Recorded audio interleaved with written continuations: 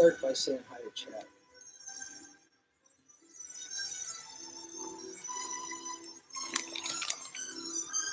You think they can hear you better now?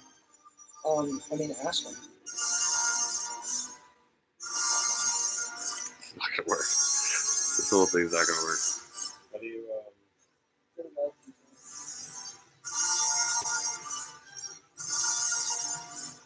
We're live? Yeah. Shit, man. We're trying to figure it out. The gig is up. We're having streaming problems. Anyway, I'm going to do a video about the fucking Star Wars prequels. And we're going to try this again and again, like fucking live theater, until we get it going. Actually, that's the opposite of what happens in live theater. I don't know. It's streaming shit.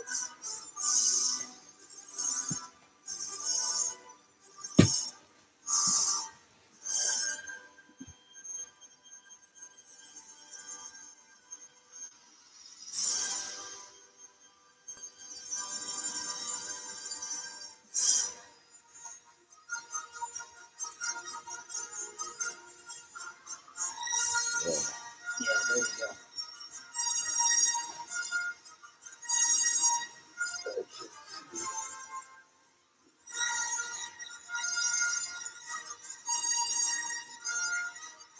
Yeah. Now we got this.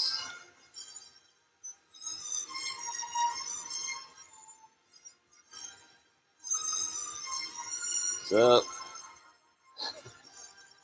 There we go. Okay, yeah, that looks good. All right.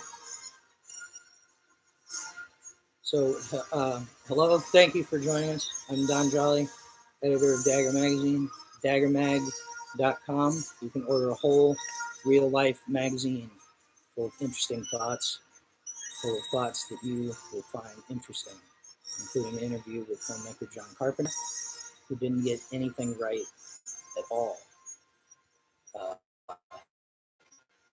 about society, or on purpose. That's what Dagger Magazine has to say. And I did a video a while back that was like, you know, we have a tiny YouTube channel, and this is our most successful video. And it was just me hating on The Last Jedi and the whole thing that went in to The Last Jedi. And so I've been thinking I wanted to do another Star Wars video. And it's easy to do one about, you know, what's happened since The Last Jedi, because like, are we getting audio, by the way? You just got smoke a few, you guys just smoke a few numbers or something? What's up, Matt and Don? All right, yeah. I've been wanting to do a Star Wars video, and like I said, it's easy to do one about the disaster that Disney has made of Star Wars, because they just released, like, in public to their stockholders, a report saying that they had lost billions of dollars in revenue because of falling sales of Star Wars merchandise. And, you know, obviously there's a cynical interpretation of just reading merchandise sales in general as any kind of cultural signifier. It's like, you know, from a certain point of view, it's wasteland capitalism. And it disgusts people, even though they're surrounded by it all the time. The Disney stuff is just not that interesting ultimately, because it comes down to one sentence, which is it doesn't work.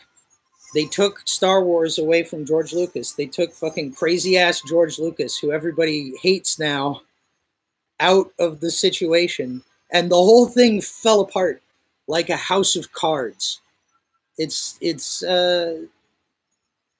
kind of a simple story. It's like they slipped on the fucking banana peel. It turns out that the individual artist matters. And I'm going to talk about George Lucas in a later video, but I do think it's worth saying that he's an individual artist. So I'm looking at doing this Star Wars video, and I'm conscious of the fact that, like, part of what made that first video successful had nothing to do with talking about Star Wars specifically. It's because I was hating on a thing that sucks. And that feels really good to hate on a thing that sucks. And it's an opportunity for analysis. And you can go into why the thing sucks. Like, you could go into its deepest, most ethically transgressive levels of sucking, in the way that Red Letter Media did when they did their Jack and Jill review. And you can blow off a lot of steam that way. But there's an old saying that goes, if you want to know who rules over you, figure out who you're not allowed to criticize. With all this criticism, all these people talking about what makes a bad movie, nobody is debating whether movies themselves are fucking good or bad. Human beings have not lived in a like sensorium, total media storm headspace for more than a 100 years. Like, this is extremely new shit in the history of human organisms. And I believe that it is, I know that it is significant because it makes so much fucking money. It has made so much fucking money. And we're going to go into why it made, why film became the driving technological art of the 20th century. But we don't question the medium itself. We don't deeply interrogate the medium that we're just suffused in with appropriate rigor. Like, what is this doing to us to have all of these senses and these memories that aren't ours? You know, a movie settles into your memory very much like a sensory experience. People, you know, they just opened a Star Wars land at Disneyland because people want to walk through the frame and just like buy overpriced drinks, I guess. Like, this is a level of identification with an imaginary, like, imaginary place that's significant. Like, it's economically significant, and it seems like spiritually in the history of human like ritual practice, pretty weird. Like, to have that level of specificity of things that you can question about movies that aren't questioned, because it just feels so good. And it defines us so much to talk about what movies just fucking suck. Because if a movie fucking sucks to you, it repulses you at a deep level because you are rejecting a memory. You're rejecting, like, they're offering you this opportunity. You watch 50 Shades of Grey. They are offering you an amazing opportunity to be fucked by a powerful man under his terms and no one else's, except he's secretly good. And if you don't want that in your mind, then it's repulsive. It's absolutely fucking repulsive. But then there are people that are repulsed by the Star Wars prequels. And I'm not one of them. I think the Star Wars prequels are fucking excellent. And I think the best thing that Disney ever did, because, you know, they're having a rough week. You got to give one to Disney. They gave the Star Wars prequels back to the world, because there will always be a way bigger divide between the prequels because of the absence of George Lucas, between the prequels and the fucking sequels. Like, people can hate the prequels all they want, but they count. And people are still talking about it. So there's all these YouTube videos about bad movies, but what is a movie and what makes a movie bad? Movies, the moving image is a very new technology, as I established. And film, you know, especially like this kind of Hollywood film, is an explicitly technological art form. People don't esteem Citizen Kane because Everett Sloane was amazing in it, even though Everett Sloane is great in Citizen Kane, and so is everybody. They esteem it because it had that innovation, several innovations actually, including one that was just being able to photograph the ceilings of sets. They did that by covering the microphones with like fabric tiles. Like, people esteem it for its technological innovation. Mostly the deep focus photography, where they like overlit the set so that they could create compositions where everything from the foreground to the background was in focus, and you could have action occurring on multiple dramatic planes, which is a thematic trick that Orson Welles got, or a theatrical trick, excuse me, that Orson Welles got from the the theater world. And he created a technology to put it on film. Well, him and Greg Toland, the cinematographer, mostly Greg Toland. But people esteem it because of the technological innovation. And it's not just for art house snobs. Because why did so many people go to see fucking Howard Hughes' Hell's Angels? Because Howard Hughes' Hell's Angels was a fucking technological masterwork. Multiple flying machines in a time when flying machines were like a very new invention, performing and being photographed. And then they did some color tint to it too, but I don't know if that was particularly innovative. But they're trying, goddammit. Like, a big part of what makes a movie is the technology of the movie. We esteem movies because they advance film technology or because they use it in interesting ways.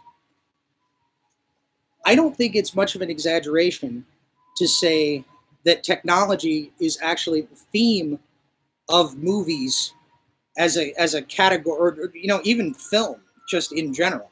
I would say that technology is probably its central obsession, its central theme. Star Wars, obviously, is a parable about technology. I mean, that's what it is. That's what makes it so cheap and weird. Is Star Wars is a fairy tale where everybody has guns.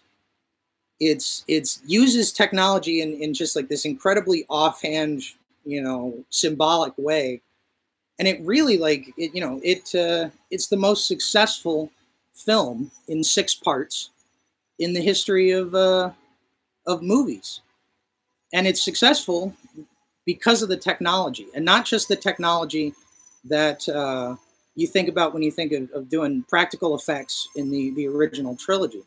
Like, George Lucas is a technological innovator. The artists that he looks to are guys who were engineers, and when he makes a movie, he wants to make it a technological achievement and a step forward for movies. And he has done that in a bunch of fucking interesting ways. I think he's been relatively successful, but I'll leave it to you to figure that out. Because I'm gonna do a later one about George Lucas and like what he does as an artist.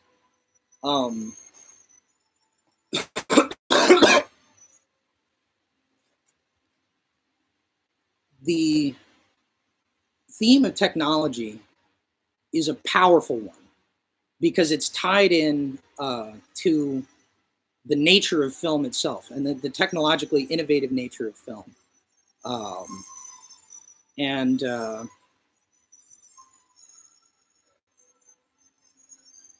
Let's see. Have you seen Dr. Zhivago? The house that Jack built was fucking amazing. Lars von Trier is the king. Hey Don, thanks for the anime, my dude. Neoliberalism at peak efficiency. Barge pole. Audio is a lot better. Yeah, all right. So the technological theme of film is something that you can get lost in, but I feel like so far I've really just picked at the edges of it. Like, you can say that movies were technologically innovative because they employed a new special effect, or because they were shot on a different kind of stock, or they used some kind of sound. I mean, even the presence or absence of sound is an example of technological innovation. But on the thematic side, I think it's really interesting that a lot of the great movie characters and a lot of the great movie plots are so focused on technology. I mean, Westerns are essentially about technology intruding on wilderness. All these guys with guns out in the desert. And I realize that I'm being very, very broad here. The Terminator is a fucking robot. Frankenstein is the original science fiction monster. He's created by a scientist. He's technology gone amok. It's always the fucking atom bomb that makes the ants grow to be 50 feet high, or fucking wakes up the giant angry cockroach. Luke Skywalker gets his hand cut off and it gets replaced with a technological one. There's a big tension between people and the machine, as tension between a person and the machine. Everybody talks about him getting fucked over by the studio system. It's a big it's a big theme in film and how we talk about film and what is in films. So if we're going to talk about the Star Wars prequels, which I'm going to go with everybody here and say that they are bad movies. I think everything that Mike Stoklasa said in his Star Wars prequel takedown videos is absolutely right on the money. But when I'm talking about technological innovation being a part of film and being a central part of it, the Star Wars prequels are pretty fucking innovative technologically.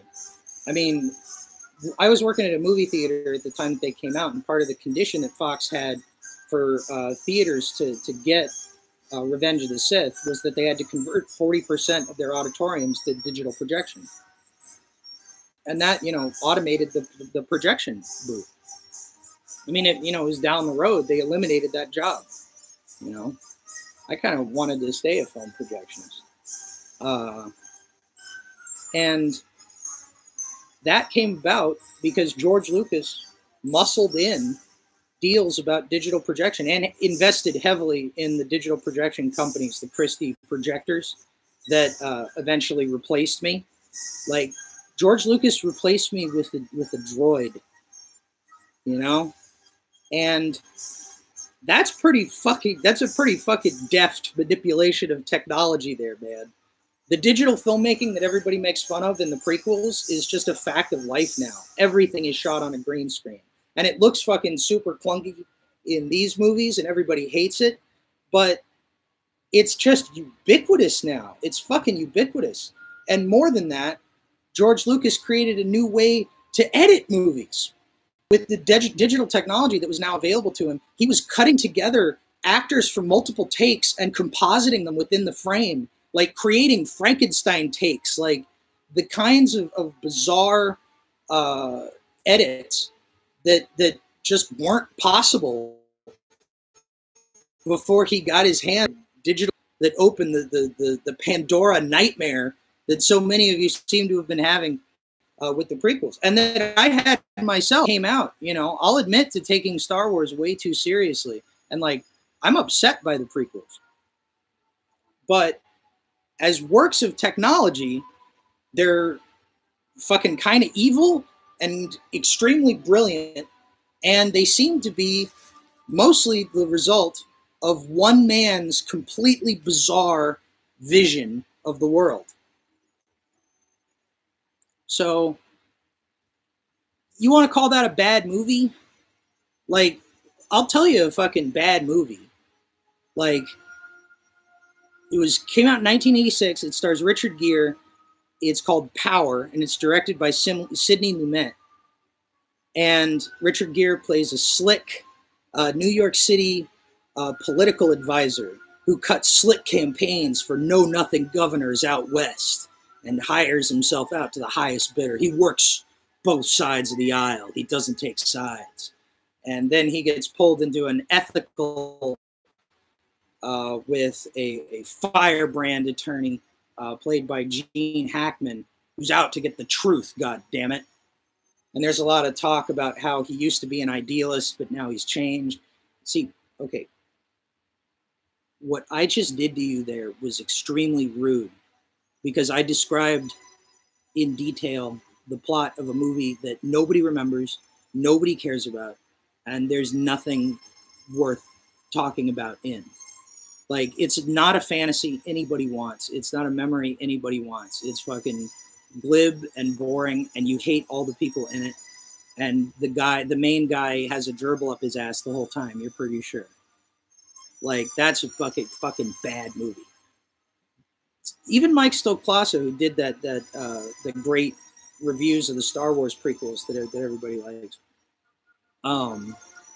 you notice in his reviews now, like on Half in the Bag and stuff, he starts to bring up prequel images. He's starting to see them recur. And I'm telling you, like, the only reason I remember anything from Power is because I memorized it to fucking inflict it on people. Like, Mike Stoklasa hates the Star Wars prequels, but he still remembers shit from them. They're memorable. They stick in there. You go on fucking prequel memes, it's insane. Like, these movies had a very weird impact on people, okay? And I think it is worth exploring.